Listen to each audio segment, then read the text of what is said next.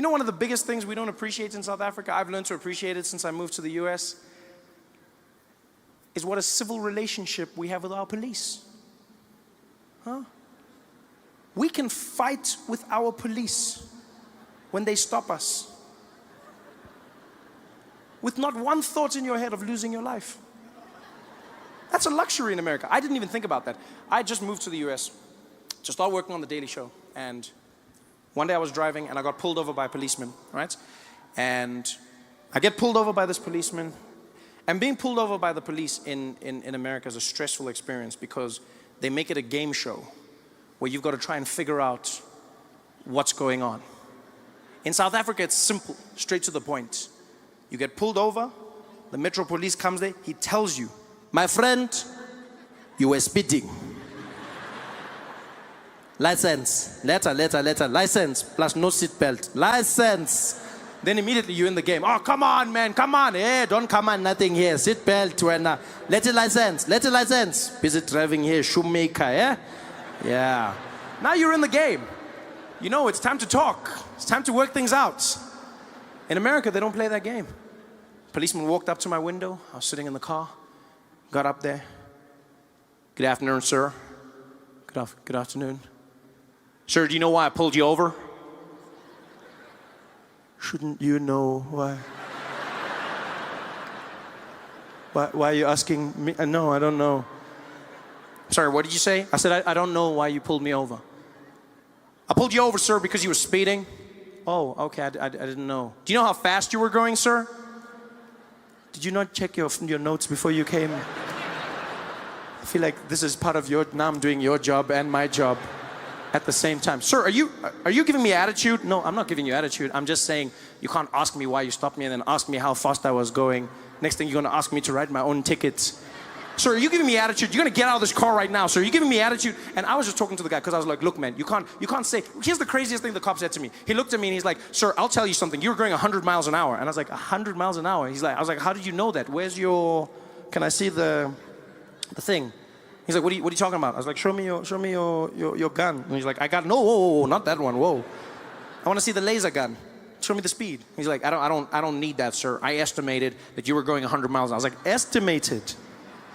What does 100 look like? Can't just estimate 100. So he's just gonna look, he's like, I can do that, okay? I can look and estimate. I'm like, dude, that's a dangerous thing to do. So you just look and then you go, that guy's going 100. You can't just estimate. Imagine if I just did that with you, where I'm like, estimate, standard 7, pelele. Yeah? Can't just do that. I'm sorry, sir, what did you just say to me? I didn't say any, I'm just saying that it's not fair for you to, it's a weird experience with police over there. And my friend was in the passenger seat. He was shitting himself the whole time. He was just like, yo, dude, shut up. Yo, dude, shut up. Shut up, Trevor. Shut up, Trevor. You're going to get us killed. Shut up, Trevor. I was like, what do you mean get us killed for what? Why are we getting killed now? He's like, shut up, Trevor. Shut up, Trevor. I take that for granted because in America, you could get shot. You know, and you read stories and you see stories of black Americans getting shot, and that is true. They get shot at a disproportional rate. But white Americans also get shot by the police all the time. White police in America, police in general in America, are trigger happy. They don't play games. It's all racism. It's just police as a whole. Shoot first, ask questions later. There they are. You! Freeze! Did I get that order right? We take for granted the relationship we have here. In America, you read stories of people getting shot because they pulled out their wallets.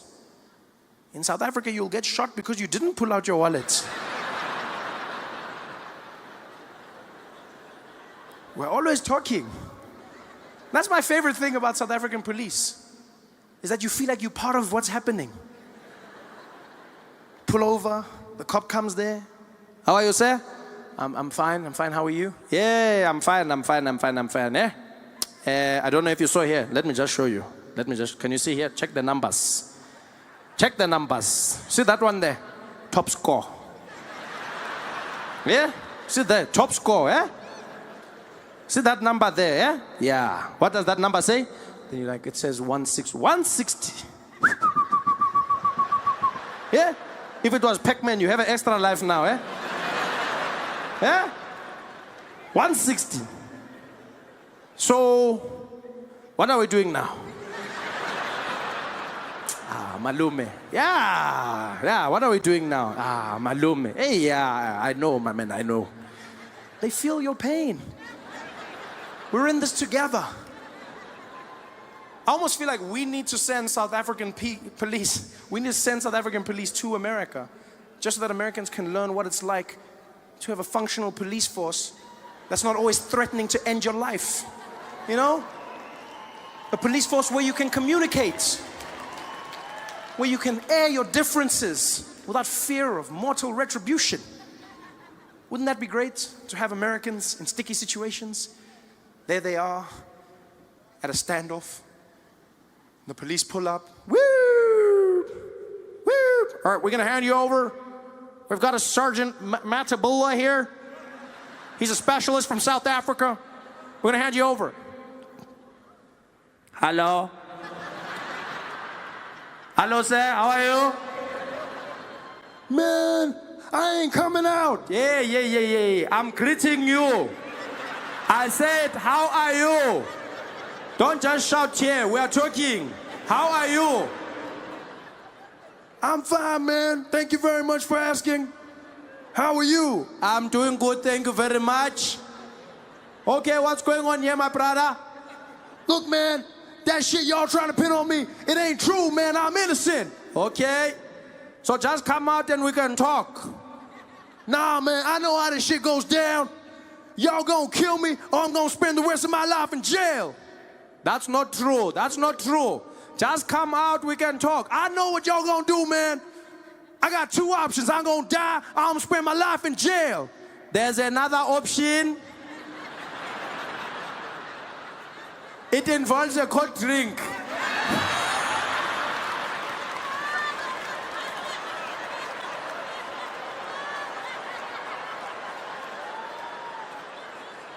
It doesn't have to be this way. You've got great radio stations. I was listening to a Power 106 when I was coming down here. Fantastic, yeah, the hip-hop radio station. The only thing that was weird, I don't understand, is why do you guys censor your hip-hop on hip-hop radio stations? I understand when I listen to Kiss, they played a hip-hop song and then they censor. I was like, okay, maybe some people don't like, but then on the hip-hop station, they censor hip-hop. Why would you do that? It's a hip-hop station. Surely everyone listening to the hip-hop station knows what hip-hop is all about. Like, is there somebody listening to hip-hop who doesn't like the cussing particularly? Who are the people that made these laws? Who was that person who was like, you know what, I can't handle the cussing. I just can't handle it. Please, cut it out. But keep the misogyny. Keep that in. Keep that in. Because these hoes ain't loyal. Like, who was that? Because it's the straight, I've never heard anything like, all over the world, when you listen to a hip-hop music station, they play the song the way it is because that's how it should be, you know? As if it's crass, it's crass, that's it. You don't like it, that's why you don't listen to hip-hop. That's how it should be. But you can't cut the swearing, you can't cut out the cussing, you can't censor hip-hop. That in itself is defiling what hip-hop is, because hip-hop was a manner of speaking out. It was speaking out against the establishment, against the man. That was. I mean, these days it's changed. It's more about cough syrup and strippers. But back in the day, it had that thing. You were speaking out. You can't censor hip hop now. It makes hip hop sound uncertain. I've never heard anything sound so bad in my life. It sounds like the rappers are insecure now. It sounds like they're unsure of themselves, like they're suffering post-traumatic stress or something. Because the guys come out and half of the words are missing. It's just like, yeah, when a dope want you. But you can't do it for you. I can make a rich. But I don't, bro. This ain't loyal. No, this ain't loyal. It's just like, what is going on here? You ready, B? I don't think I'm ready, man. I don't think I'm ready. I'm really stressed right now. I actually didn't think this through. I'm gonna go home. I need a nap. Some of you may or may not know, I have a new job. This is great. Thank you very much. Thank you. Yeah, so that's fun. Phoned my grandmother to tell her the good news, which was really cool. I don't think she understood what was going on, but still she was happy. Phoned my gran, and she was on the phone. I was like, Granny, I'm going to be on the Daily Show. And she's like, ooh, Trevor, I'm so happy for you. You got a job. I said, no, Gogo, no, I already had a job, Gogo. I already had a job. She's like, no, you didn't. Did you have an office? I said, no. She's like, then it wasn't a job. Well done, Trevor. My mom was a bit better. I phoned her. She was on the ball. You know, she was really excited for me. And to give you a bit of a backstory, I have 2 younger brothers. Right? I have one brother is 9 years younger than me, and then the youngest is 20 years younger than me. And so the youngest one, who's 11, just became head boy of his school. He's the head prefect at his school, right? Yeah, so then, no, please don't, no, this is my show. You don't clap for him. Please. They didn't clap for me at his, please. I work hard for my applause, please, guys. So anyway, so I phoned my mom. I phoned my mom to tell her my good news. And I'm on the phone with her, and I'm like, Mom, this is happening. She's like, oh, baby, I'm so happy for you. Oh, this is so wonderful. Oh, I'm so happy. This is so great. Oh, and did you hear what happened with your brother? He became head boy at his school. Oh, I'm so happy. Both my boys are doing big things. And I was like, yeah. Some things are bigger than others. She's like, no, baby, it's all the same to me. It's all the same. I was like, you say that, but I mean, you know. I mean, you know, if you had to choose. She's like, okay, fine, I'll be honest. You were never a prefect, so... Damn it! That's when I wish I had a physical phone. Yeah? That's when I wish I had a landline. You know, I have those landline moments in my life where I wish I had an old school phone so I could slam it down. Young people will never know the joy of slamming a phone at the end of a call. Like, cell phones have robbed us of that. That feeling, you know, where you get to tell the person, screw you! Bah! Ah, it feels so good. They feel it on the other end, like, ah! It's like you punch them in the ear. Now with phones, you've robbed of all of that. You know, there's no sense of power. Screw you! That's all you have. And you can't even press the screen hard because you're scared you're going to crack your own phone. You don't... I hate cell phones so much. I think they're robbing us of our intelligence. I honestly believe cell phones are going to be the reason that human beings devolve. We're going back to the Stone Ages because of those things. Everything about them is turning us into apes again. Neanderthals. I was looking at my thumbs the other day. I spend so much time texting and sending messages that I feel like they've started curling over like monkeys' hands. I've gotten really good at typing and grabbing branches. Everything about those phones is robbing us of our humanity. We were proud because we evolved, we stand, we walk tall. And then we got our phones. And now every day we spend like this. And over time we're gonna go back down. Have you tried to have a conversation with someone on their phone? Literally sounds like a caveman. Just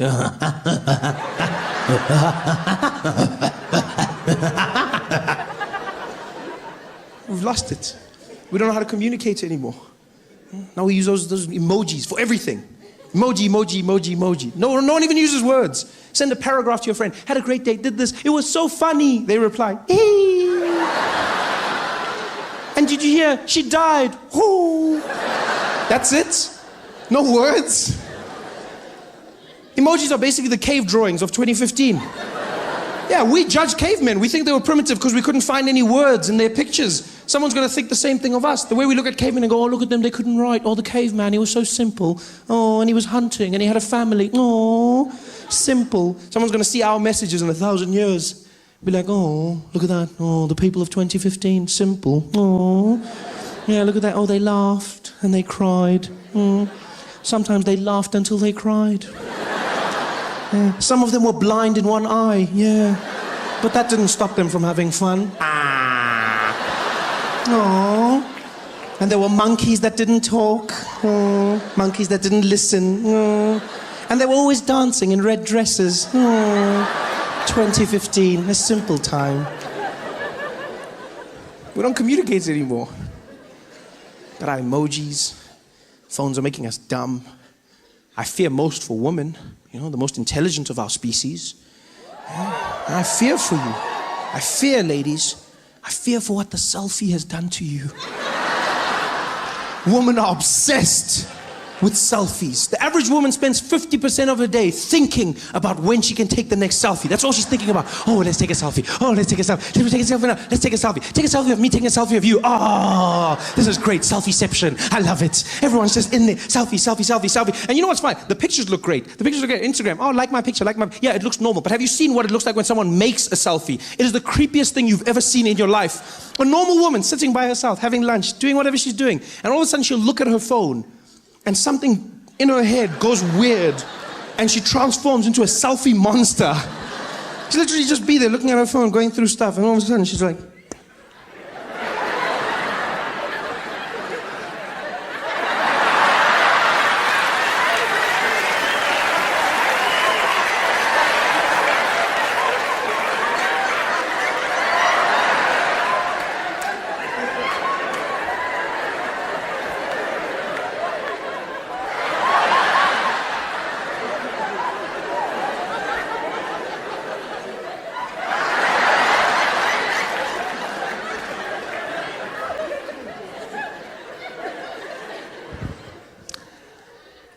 Just randomly took a picture. Caught off guard. Hashtag I woke up like this. Hashtag no you didn't. Hashtag you crazy. Hashtag stop that shit. Hey guys, thanks for watching. Make sure to subscribe to my channel so you can win cool prizes. And by prizes, I mean surprise. There's no prizes. It's a free YouTube video, you greedy. Just click the video, man. Why you want free things on free things? I did learn something that I wish to share with you, and I hope you will not suffer the same ills I did. If you do go to Scotland and you are ever offered a drink, don't. Because you see, the Scottish, unlike us, we drink to enjoy. The Scottish drink to die.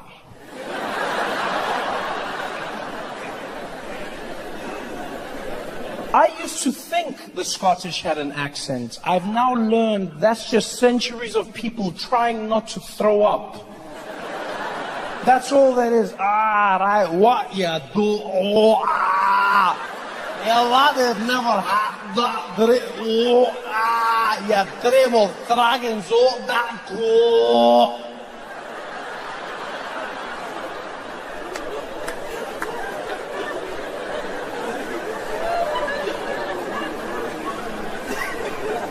I made that mistake myself. I was doing shows in Edinburgh, and after one of the shows, I left the venue, and my friend Mick was waiting for me backstage, and he was like, "Oh, Trevor, how was your show?" I said, "It was really good. Mick, how was yours?" He's like, "Oh, not too bad, not too bad.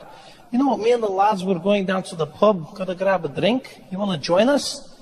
And I said, "No, I don't really drink, Mick. I'm just gonna go home." He's like, "Oh, it's not about drinking, right? We're just gonna hang out, right? Just grab a wee little drink." And that's where he got me. Scottish people do that so well. It's like, "Oh, wee little drink."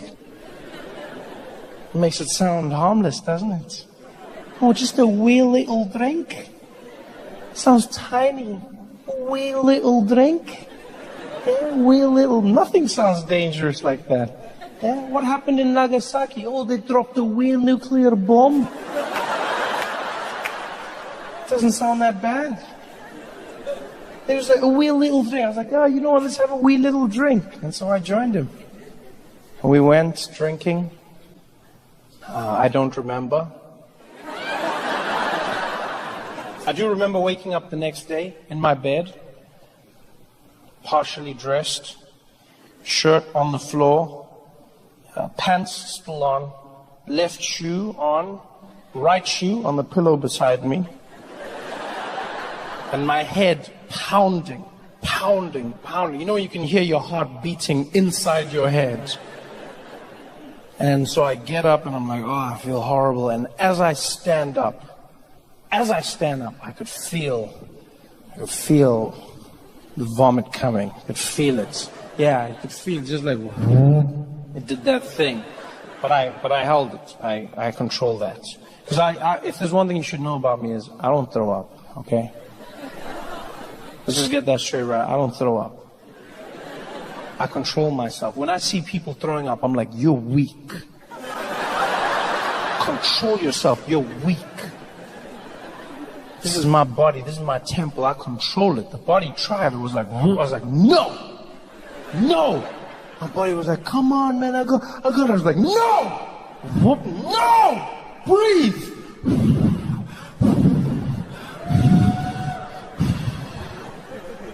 Had it in check.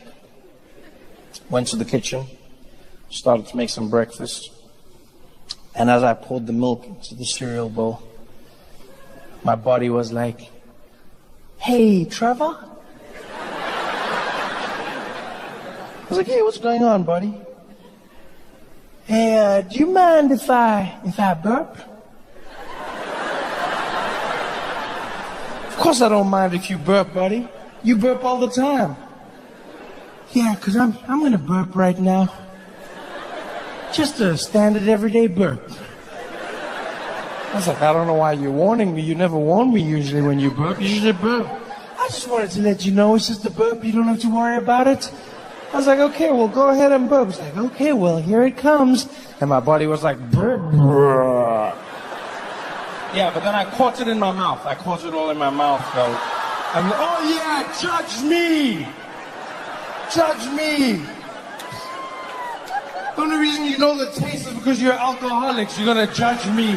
We've all done that before, and I'll have you know that's the classy thing to do. You catch it in your mouth so you can handle your business in the toilet. Caught it all in my mouth.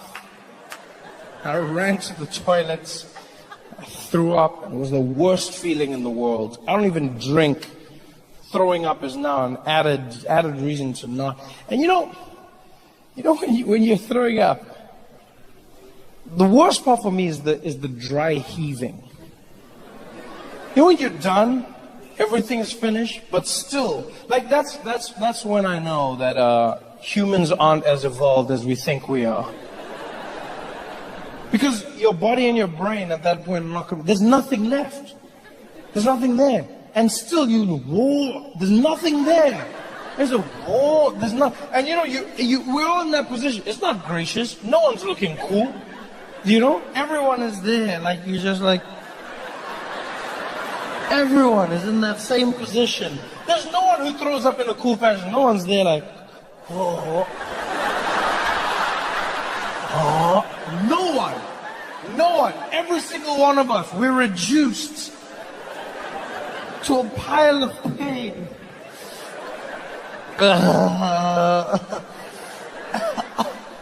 Oh, it's finished, it's finished. Oh, it's finished.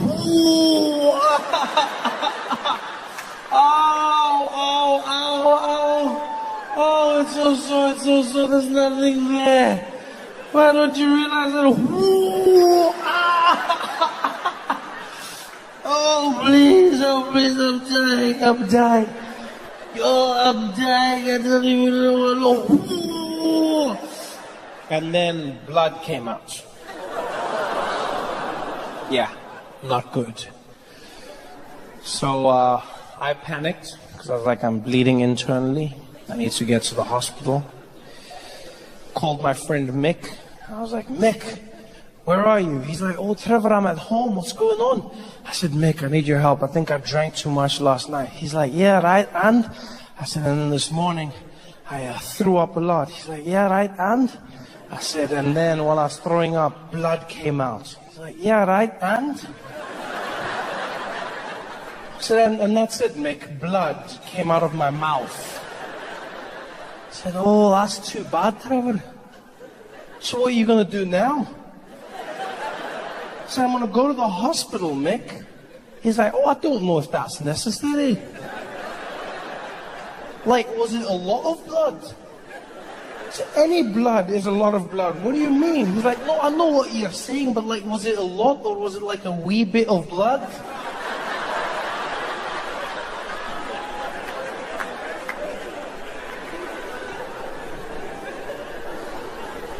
Mick didn't take me to the hospital. Instead, he decided to come over with some bananas and white bread. Forced me to eat that. And that night, I had another show. I was horrible. It was a bad show. And afterwards, I leave the venue. And who's standing outside waiting for me? My good friend Mick. And he's like, Trevor, how was your show? I said, it was horrible, Mick. It was horrible. I thought I was going to die. He's like, oh, that's too bad. You want to go talk about it over a pint?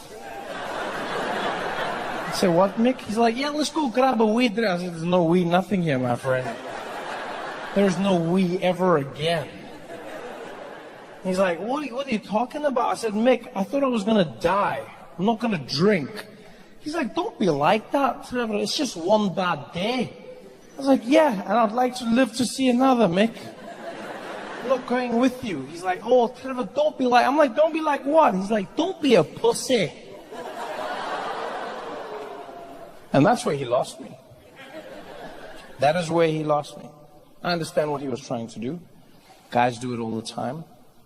Hit you with the phrase, don't be a pussy. Yes. Because it implies weakness. Yeah. Do not be like the vagina. The vagina that is weak. Yes, yes. Don't be a pussy. The guys say that and then you do what they want. Don't be a pussy. Yeah, yeah, don't be a pussy because the pussy is weak. And yet, in my personal experience, I have found the pussy to be one of the strongest things I have ever come across in my life. Don't be a pussy? Have you ever come across a pussy? The vagina is one of the most powerful. You realize vaginas can start revolutions and end wars. You realize even on a physical level, the vagina is one of the strongest things that have ever existed. Virtually indestructible. Many men in this room, many men in this room have tales of how they once defeated the pussy. Let me tell you now, they have not. The owner of the pussy may have given you the impression that you defeated the pussy. But it is alive and well, my friends. Whenever people say that, I go, do you understand how impressive the vagina is? Do you understand how strong it is? There's a reason men have sought to oppress it for so long. The vagina is frighteningly powerful. You realize that human beings come out of the vagina. Human beings come out and still it continues to work as intended. Do you understand how impressive that is? I don't know if I'm the only one, but you understand? A human being comes out of the vagina and still it continues to operate and it continues to work. After a human has just come out, you're saying it's weak? A human came out of the vagina. You just sit on a penis wrong and it breaks. You just...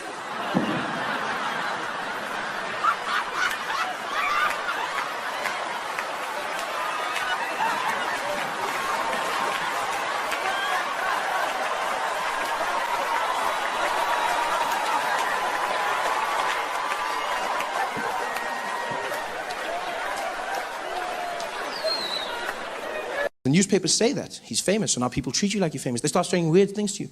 Strangest things people would say to me. Trevor, well done on everything, eh? Congrats. But, even though you're going to America, don't forget us, all right? Don't you forget us. I don't even know who you are.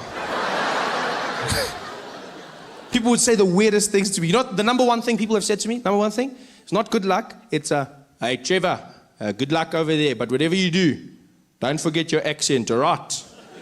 Yeah, please, don't pull a Charlize on us, okay? You keep your accent, man. Make us proud. Everyone said that. Trevor, brah. Hey, Trevor Noah. Hey, Masakan. Hey, man, you're making us proud, no? Yeah, man, you're doing big things for us, but brother, can I ask you a favor, no? Don't lose your accent, no? Don't lose your accent. Yeah, when you come back from the States, you mustn't come back talking funny, okay? Please, brother. If you lose your accent, don't come back. Just threaten me? What does that mean, if you lose your accent? How do you lose your accent? People make it sound like you're going to be walking down the street and then just out of the blue, you'll be like, huh? My accent! I lost my accent! What the hell is my... Oh. Well, hello? No, that's not my accent! That's my accent! How are you going to lose your accent? I was stressed now. Because I don't want South Africans to think I'm not South African. I don't want them to think I've forgotten something. This is my home. Now I'm stressed coming home. I'm in the plane, flying back to Johannesburg, and the whole time I'm just thinking, don't lose your accent, Trevor. Don't lose your accent. Don't lose your accent. Don't accent. Is that how I say accent? Accent.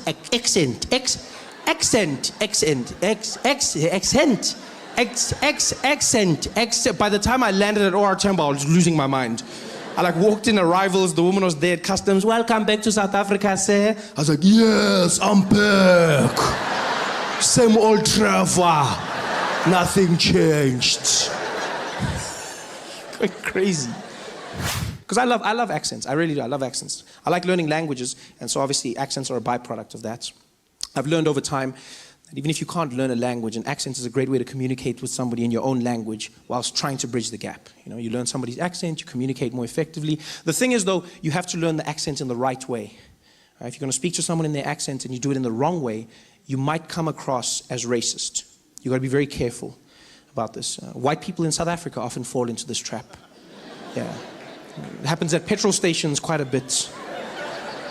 See people driving in with their friends, talking normally, sitting in the car. So I mean, if we get all the numbers together, marketing should be behind this. It should be a breezer. HR's stepped up, and it's going to be a great year. And look, we try and make sure that. Oh, sorry, hold on. Hello, Baba. Hey, sharp man. Please put Lapo full tanky, eh? 95 unleaded, yeah. Also check our tires, eh? Pressure, pumpy, not too much, eh? 2.2, okay? Yeah, good jobby. Yeah, sharp. Donkey boss. Don't do that. He's a grown man. He's been pumping petrol his entire life. He knows what you need. Just talk to him like a normal human being. That's the thing people don't understand. Speak to him like a normal human being. I used to get so angry. Whenever I'd see white people changing their accent when they talk to black people, I get so angry. I was like, are all white people racist? Is that what it is? Oh, racist? And then I learned. Life taught me not to be so quick to judge. Yeah, I learned a valuable lesson. I was driving to Gold Reef City one day, into the backstage area, and the security guard came out to the boom, and he was like, hey, how are you, sir? Is your name on the list? I said, yes, how are you, Baba? My name is Trevor. He's like, okay, Chabal. I said, no, Trevor. He's like, oh, sorry, Chabal. I said, no, Trevor. Shalva. Trevor. Shalva. Trevor. Shalva. Trevor. Shaval. Trevor. Shaval. Trevor. Shaval.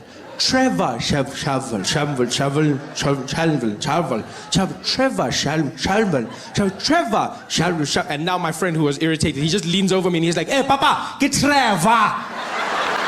He's like, oh, Trevor. Why you don't talk properly? And then I understood. I finally understood what white people have been trying to do. I see, you're trying to communicate more effectively. You're trying to engage somebody, but understand this. When speaking to somebody in an accent, the number one rule to understand is an accent is not a measurement of intelligence, right? An accent is just somebody speaking your language with the rules of theirs. That's all an accent is. So don't speak down to them. Don't patronize them. Speak to them the way you would to yourself. Just try and learn their accent. That's all it is. It's just another accent. Yeah. And I learn them. I spend all my time learning accents. I try. I try, I love it. I learn in restaurants, that's a safe place to start. You know, you learn, you read off the menu, you try and pronounce the words correctly. I was inspired by French restaurants, funny enough. Yeah, whenever I'd go to a French restaurant, I was always fascinated by the fact that people would order food in a French accent. I never understood why. Because they don't do it in any other restaurants. Only in French restaurants do people walk in and then change their accent when they order. They come in talking normally. Yeah, you know, it's a wonderful thing. You're really going to enjoy it. It's so beautiful. Yeah, stunning. You have to have... Oh, the dessert. Oh, good evening. How are you, sir? Yes, I will have a bottle of water for the table, please. And let's start off with... could we get the Sauvignon Blanc, please? Yes, and you know what? We definitely, from Maine's, going to have the filet mignon. And for dessert, we're going to go with the crème brûlée. Thank you very much. Thank you. Oh, you're going to love it. Like, why are you doing that? I never understood. I was like, why? Because it's not like the French are going to return the favor. There's no French people sitting in our restaurants in South Africa looking at the menu like, so for the table, we can order some starter portion. We share something? No? Okay. Could we please have one serving of the boerewors?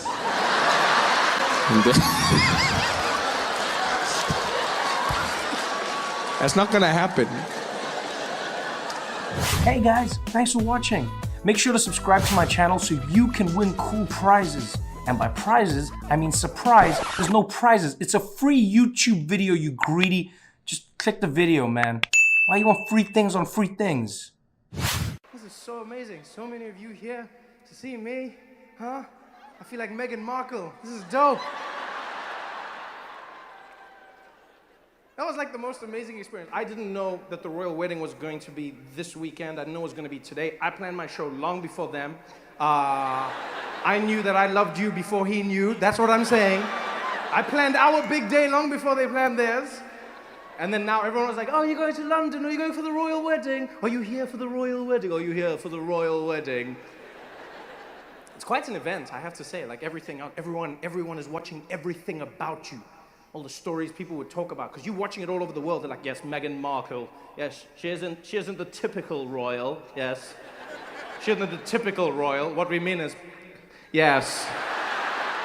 Typical royal. She comes from an unconventional family. Yes, very different family.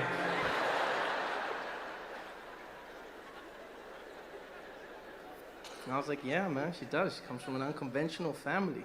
Just like Harry, same thing. Come on. It's true, same thing. And they look good together. It was beautiful. Everyone was stressed out about it. Meghan Markle's family was in the tabloids, the Daily Mail, trying to destroy their lives. Man, when the Daily Mail comes after you, they do not mess around.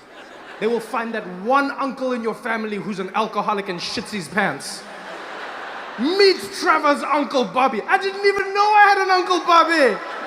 Well, now you do, and he shits his pants. And they'll always find a way to try and link it to you like it's your fault. They'll be like, Meghan Markle's uncle's son, Donnie, didn't pay his bills. She doesn't even know him. Doesn't matter. It shows that her family's unconventional.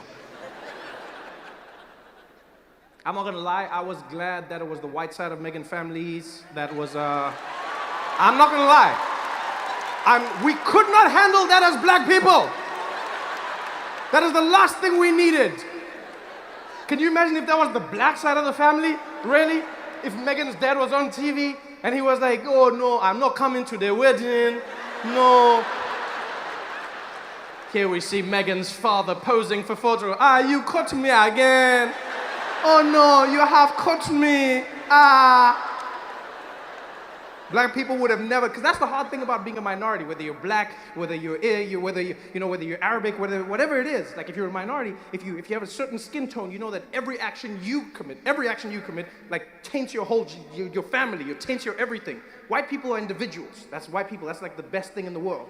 That's what white privilege means to me. You're an individual. Let's look at Dave. He is excellent. He's a mass murderer. As Trevor, if I killed half of you tonight, they'd be like, ah, those mixed breeds. I take everyone down with me. So much stress. So I was glad. Like her mom was there. She was all, fly, looking beautiful as well. The wedding went off without a hitch. And my favorite thing was how the British media talked about how black the event was. And I understand it. Here's the thing. This is like one of those things where I understand, like they want to talk about it because you're not used to having like a black wedding, right? But so like everyone today, I had like CNN contacted me and they're like, Trevor, would you mind speaking about the wedding and really all the black performers? There was a black cellist and there was a black choir and a black pastor. How do you feel? Black? I don't know how I'm supposed to feel. How do you respond to that question? How do you feel about, I don't know how I feel, it's a wedding. I don't know, what do you want me to say? That's a normal wedding. I wasn't watching that wedding being like, whoa, there's black. So much blackness, another one. It's a wedding, what do you want me to say? It's people. And also like, I feel like people go too far. Like, you know, that's where you realize that there's not enough like diversity in your world, is if you think that made it a black wedding. Let me tell you something, a black cellist has canceled itself out. If you have a black person playing the cello, it's safe to say that you've canceled out the blackness at that event. That's the safest way to introduce blackness into your family. Daddy, I'm dating a black man. What? He plays the cello. All right, bring him in, bring him in. Even white people think a cello is white. When you walk in with a cello, white people also like, well, what the hell is that, man? It was like, it's the black wedding. It wasn't a black wedding, it was just a wedding. It was a beautiful, beautiful wedding. If it was a real black wedding, it wouldn't have ended. That's a real black wedding. It would never end. If it was a real black wedding, Prince's Nigerian uncle, he would have found like Harry's Nigerian uncle, he would have been in the carriage with them. I'm not paying for this carriage, I'm not riding in it, huh? You want to ride alone, Harry? You want to drive alone? Let me tell you something, huh? Let me tell you something. We are all getting in this carriage, eh? Every single one of us. And if we all get in the carriage, there's space for everybody. Don't be like that, Harry, huh? This is your family's day. This is not just your day, huh? When you were a little boy, who was there for you, huh? Who was there? That I was here, eh? I was there. Uncle Adebayo was there for you, Harry. Don't be like that, huh? Don't be like that. Huh? Where do you think you got your ball spot from, huh? Where do you think you got that from? That's a black wedding. This was just a wedding that included black people. That's all it was. And it was beautiful. It was beautiful to see all the celebrities showing up, all the famous people. They sang God Sing the... I never noticed that when they sing God Save the Queen doesn't sing. Which I understand. I mean, I feel like that would be a little bit weird. Like, she knows. Like, which is... Like, that's what I like about the Queen. I'm not gonna front. Like, she has a gangster vibe about her. Like, she's gotten to that point where she's like, yeah, I'm the Queen, I'm over it, let's keep it moving. She doesn't act like someone who's the Queen anymore. She's just like, I'm over it, I'm the Queen. And so everyone's standing like, God save our precious spirit, and she's like, yeah, I know, save me, I know. I'm not gonna sing it for myself. Call me like, save me, oh, save me. She's like, I don't need you assholes to save me. I drive myself. It was such a beautiful day, every single piece of it. It was wonderful seeing the people in the streets. Everyone had a smile on their face. You know, everyone was happy because like Harry's popular. He's popular in Southern Africa. He's popular in the UK. He's got that cool vibe about him. You know, Meghan Markle as well, as he inspired people. The only weird thing in the wedding for me was they had a black pastor, right, African pastor, and this was like, it was weird in a good way. He started giving a sermon, and he started talking about Martin Luther King, and then he started talking about slavery. And I could see in that moment, there were people in the audience who were like, God save the Queen, God save the Queen. Somebody stop this man, God save the Queen. I go down to the pharmacy one day. I have to buy pain medication for my mother. So I get there with the script. The woman's behind the counter. She's like, hi, sir, can I help you with anything? I said, yes, I need to fill this prescription, please. She goes, okay, sir, let me just check there. That's for Mrs. Noah? I said, yes. Okay, dear, hold on, miss. Oh, I'm sorry, sir. We don't have any stock there. So what do you mean, no stock? She says, yeah, we got nothing of that medicine. She says, okay, well, when are you getting more? Oh, we're not going to get for a few months, eh? There's a back order problem. okay, so what do you... My mom, she needs the pain medication. She said, yeah, I'm sorry. Oh, just joking. Hey, you should have seen your face, eh? I've also got jokes there, Trevor. I've also got I'm like, you got jokes? My mom is in pain. She's been shot. You got jokes? This is not the time, but what the hell? It's not funny, lady. This is too soon. This is too soon.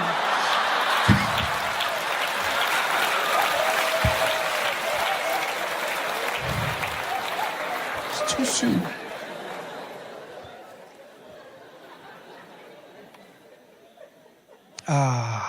Hospitals. I'm not a fan. Now I had to go back for my surgery, voice surgery, one of the most stressful days of my life. I'm there at 5 o'clock in the morning. I'm sitting in the waiting area. There's a woman who checks you in for your surgery. She's not friendly at all. She's not even trying to make people feel good. She's like, next! We'll come up, you know. Next! It's my turn. I get there. She's like, name? I said, oh, Trevor. She's like, Trevor. Say name? I said, Noah. Noah. Noah? Trevor Noah? I said, yes. Trevor Noah? I said, yes. The comedian. The one who's making the jokes, eh? Yeah. Jokes about us when we're on strike, eh? No, not that one. Not that one. This one. It's another one. It's not me. It's another one. It's like, yeah. Yeah, you are here now, eh? It's not funny now, eh? No, it's not funny. It's not funny. It's like, yeah. Where's your jokes now? So they're in the car. They're in the... Eh? Oh, nothing. Funny guy. So what you want here? Eh? You got a surgery? Yes. Why are you talking like that? What's wrong? I've got a thing in them. Oh, the voice is broken. Eh? Did you break something? We pull them down. Eh? What's wrong? It's sore. I said, yeah. Oh, I'm sorry. It's sore. She's like, oh, you want the medicine? I said, yeah, please. Okay, let me just check. Oh, they say laughter is the best medicine, eh? Yeah. So why don't you just make a joke and fix there, eh? Yeah, just make a joke inside, funny guy, eh? Funny. Even me, I can do it for you. I can make a joke, eh? I can fix there. Knock, knock. Who's there? Nobody. Yeah. Funny. Next.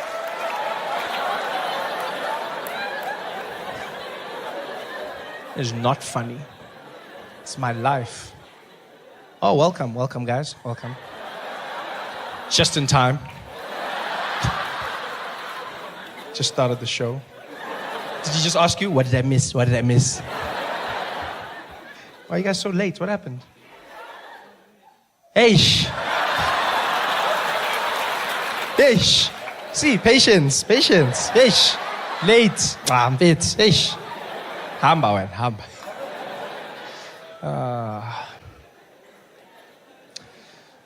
Luckily, the voice surgery was a success. You know, I had a great doctor. I was blessed enough to be able to heal. And I can do the shows again. The most important thing, though, is the tea. As weird as it sounds, I have to drink it. It's a mixture of rooibos, lemon, honey, ginger, sea salt, and bicarb. Disgusting, but it works. Which is great. I can do my shows in South Africa. I can do my shows in Southern Africa, which is fantastic. You know, I started doing that, going out into Africa. Have you ever been into Africa, sir? No? What's your name, if you don't mind me asking? Gerard. Never been out into Africa? No. The reason I say into Africa is because this is not Africa. No, South Africa is not. This is Africa light, guys. This is... Don't get it twisted. When I say Africa, I mean Africa. Like Africa. No jokes. No white people. Nothing. It's just you in the streets, Gerard. Just you.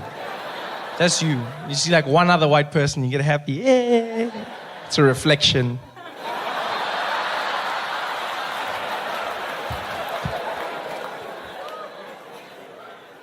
I've started doing shows out there, Gerard, you know. Places like Namibia, fantastic. Botswana as well, beautiful. Wanted to go to Zimbabwe, but I skipped it. No, because I don't want to die. That's the only reason. You laugh, but I mean this, because you can't make jokes about Robert Mugabe in Zimbabwe. If you do this, then you get arrested and sent to prison for mocking the president, right? And so I know I would go there and I wouldn't be able to resist. Like, I'll just be like, hey, my style. And then I'm in jail. Which normally wouldn't be such a bad thing, because what would happen in an international incident like that is normally your president would just come there and then he would ask for you to be released and taken back to your country. That's all. But now, I don't know if that guy would come and fetch me.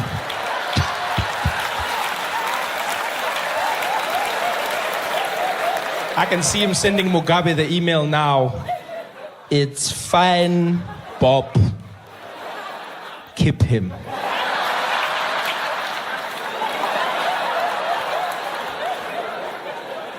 So I'm not taking any chances. But the pilots are calm, they cool, you know, you get into the air, they start making useless announcements that you don't even care about, you know, just to give you that feeling that he knows what he's doing. You get up there as the seatbelt lights go, boom. Ladies and gentlemen, as you may have noticed, we've reached our cruising altitude. Currently sitting at 23,000 feet above sea level, cruising at about 720 kilometers an hour in this Boeing 737, one of our favorite planes in the Starflight Alliance fleet. It's a beautiful sunny day up here. We might encounter a few bumps, but nothing too hectic. The cabin crew will be taking care of you. In the front, we've got Esmeralda and Jonathan. In the rear, Simon, Dupitseng, and Ferrer. I'll be taking care of you. And if you need anything, don't hesitate to call. I'll let you know once we've begun our descent. Until then, please enjoy your flight. Thank you. Dun dun. You're like, oh yeah, pilot. Yo, my guy, pilot. It's cool. I just don't like the fact that they never let you know when something's gone wrong. It freaks me out because they trained to keep you calm no matter what's going on. And I noticed this because we hit turbulence coming into Joburg. There were hectic storms, and the plane started shaking, and it wasn't like the calm turbulence. You know, it's that turbulence where people, you know, the knuckles get white when they're holding their, you know, and because you know people try and act natural in the plane, they'll be like, and then they get to a point where they're like.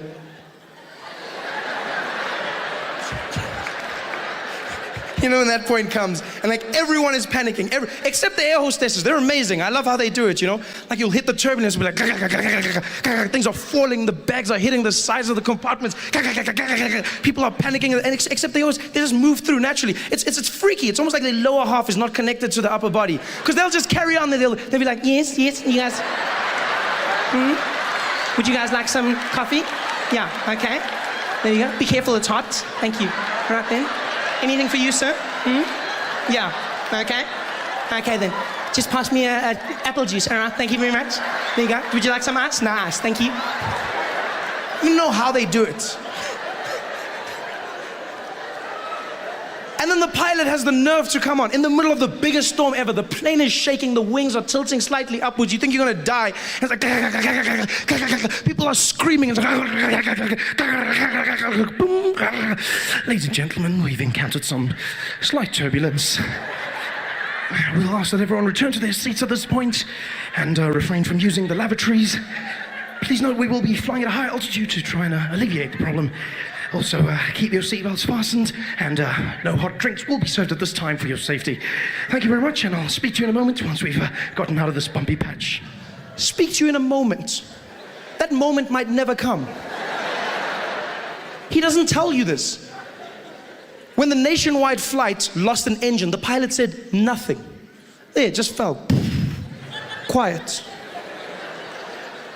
I don't want a pilot like that. I want someone who lets me know. I want to know before I'm going to die. I want to know. I want to say a prayer or two. I want to prepare myself, you know? I want to forgive everyone that I hate in the world. Give me a chance. Give me a chance. But they don't, pilots. No, they don't. I bet people who die in plane crashes don't even know they've died. Must be the worst feeling in the world. There's like a whole bunch of confused people popping into heaven like, poof. I swear these airports change all the time. I never know where to go. I'm like, are we in heaven? Oh, wow, I can't believe we made it, hey? I can't believe, wow, this is amazing. And there's St. Peter at the gates, and he's like, come forward, please, come forward. Come forward. She's like, who you are? I'm St. Peter. How about you? Yeah, I know, many of people are shocked. Just come. I get that all the time. Just come. No, I just thought that, no, don't worry, just come, please. Just wait till you see Jesus. Come.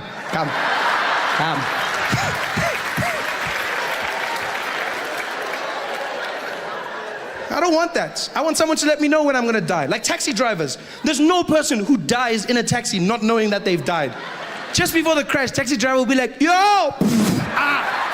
People walking into heaven like, yo, dead, poo, poo, poo, dead. Yeah, no, shonile la, we're dead. Gone. Ay. They know. Sometimes they survive the crash, but they still think they did. Walking on the pavement, dead. No, dead.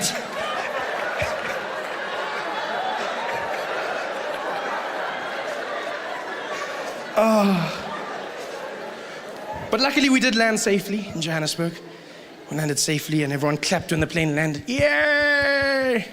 Clapped and walked into the airport terminal building. And that's the point when you realize you're back in South Africa. When you're flying, it's international. And then when you land at any of our airports, and if you listen carefully, you realize that you're back. Like South Africa, once again, the world went there. Then we were like, no, going. I will find just that side. Because all over the world, they conform to a norm, and that is in airports, women make announcements. It's always a woman, always. And she's always calm, always monotone. Always come over that system. She sits in a room quietly. They bring her the pages one by one. You can be in Heathrow, for instance. You'll hear that woman come on the system. Doom, doom. Attention all passengers. Please note this is an airport announcement. No passengers are permitted to leave any items unattended, as this may be seen as a security risk. Any unattended luggage will be removed by security and destroyed. Thank you. Dun, dun. Everywhere in the world, even if you go to like non-English speaking countries, they still conform to that norm.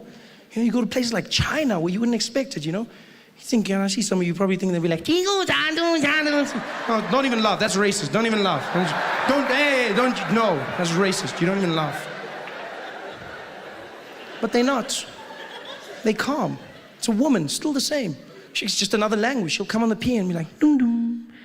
才个是东西，从早考个一学的，跑个一学的，不得去些爱为他个一些，从早考的一次，谢谢你，dum dum. And you know they've conformed. And then you land in South Africa. And you know you've landed. You know that you're back home. When you walk into the airport terminal building, you walk in, and I don't even know if they audition the people who do it. No. It's almost like whoever's closest to the mic gets to do it first, you know? It's the craziest thing.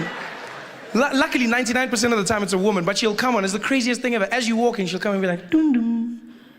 Attention all passengers. Attention all passengers. Hello, I'm talking to you. Hello. Yeah, all the people is like Kula.com, the plane is delayed. The plane was going on 2, it's going on 3. Yeah, all the people must just take a ticket for that one. Going to have a problem, nah? Just take on that. If a ticket says 2, then it's going to be 3, nah? Then you mustn't complain when the plane is not there, because then I need to tell you now. Then you must just phone the people that are coming to pick you up. Must tell them, yo, I need my plane is changed. It's not. And then they start speaking to people in the background. They don't even turn off their mic. All the must just tell the people they are abuban.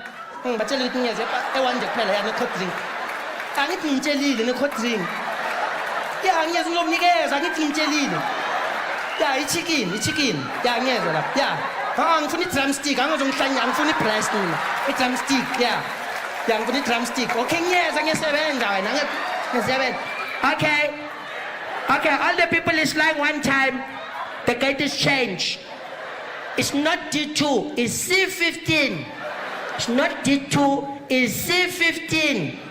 If you can go to D2, you can find nothing. Okay, bye. But I need my chain.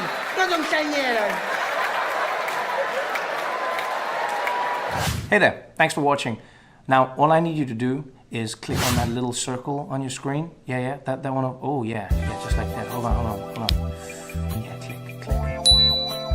Nice. It's crazy. I'm loving it. Living the American life, trying to do it. It's crazy. You know, so I had to learn how to drive out here, which was fun. To get a car, obviously, which I just almost couldn't get. You have to fill out forms, and then they want your credits. And in America, credits is very important. I don't understand the concept. I'm in the car dealership, and there's this Asian gentleman helping me. We're going through the forms, and he says, "So how long have you lived in America for?" I said, "I haven't lived here for long." He said, "Oh, this not good for you. This not good for you." I said, "What do you mean?" He says, "No, you cannot lease car in America unless you've been here a long time. because then you don't have credit, okay? You don't. I said, well, I've got the money to pay for it. He said, yeah, that's not the point, okay? That's not the point. In America, okay, in this country, we want credit, okay? Our country focus on credit. If you got good credit, you can buy anything. We don't care about money. We want credit. I said, well, credit is the assumption that you can pay back the money. He's like, no, that don't count here, okay? In our country, you have good credit, you can buy anything, okay? You got good credit. He's like, our country. And I was like, look, I hate to be rude, but when you say our country, do you mean our because you live here now, or our because the Chinese own it?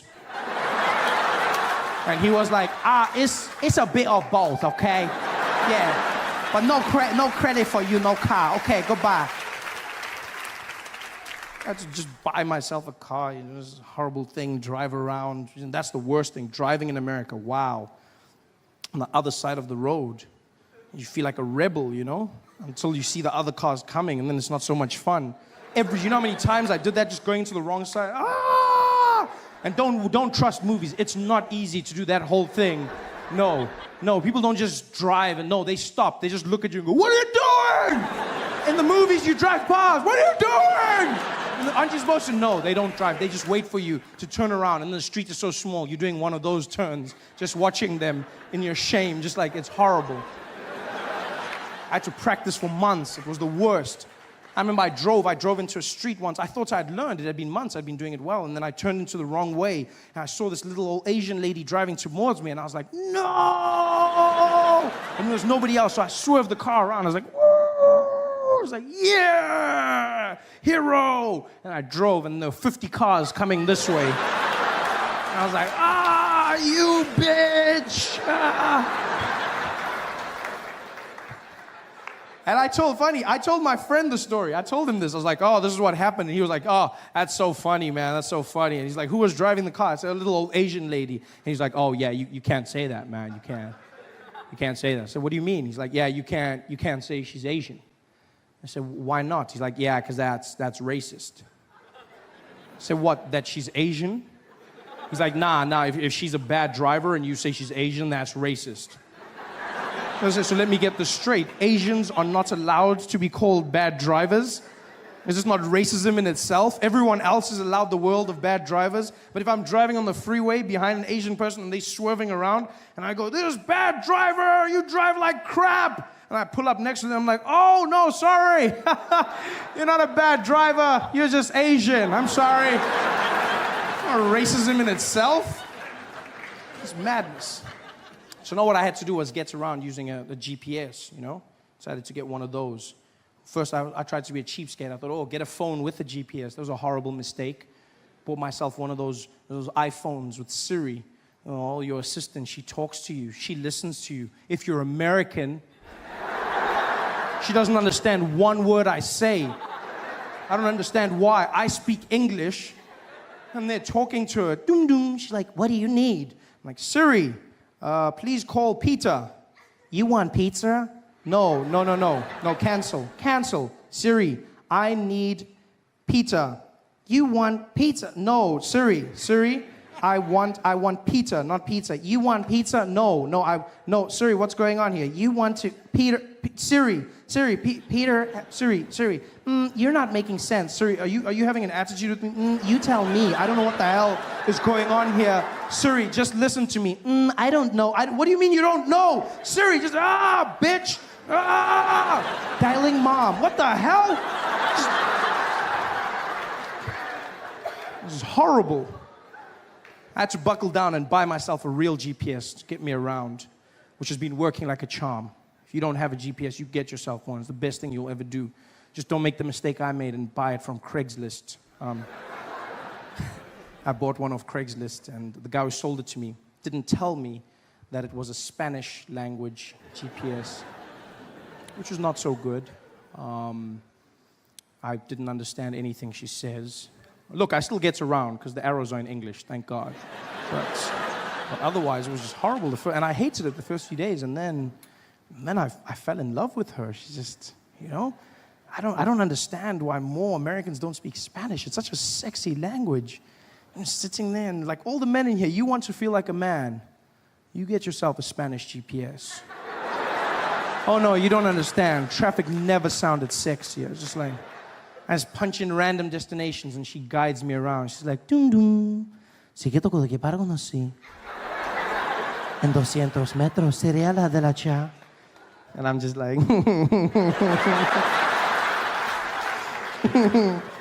oh shucks, Tom Tom.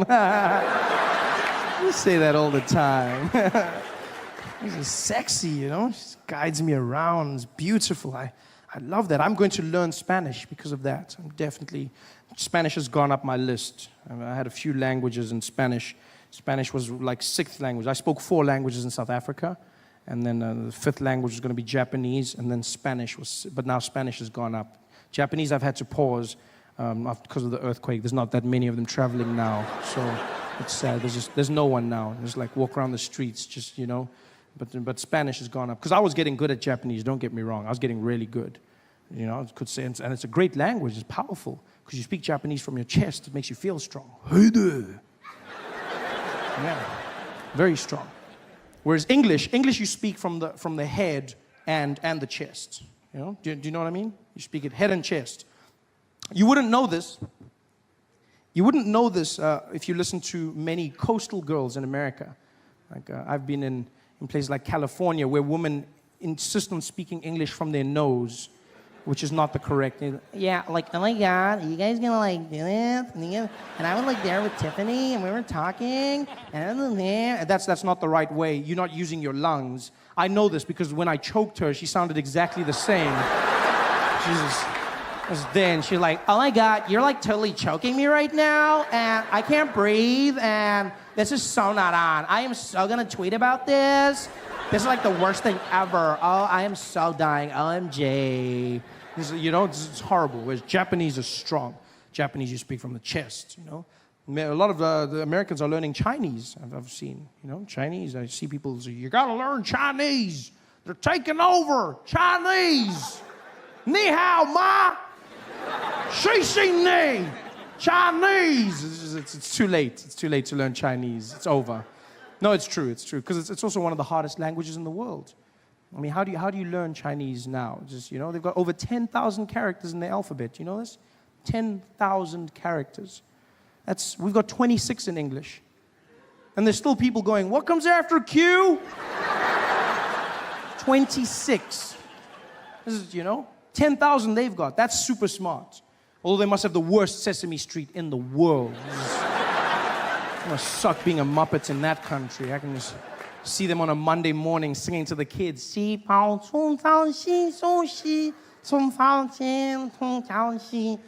years later,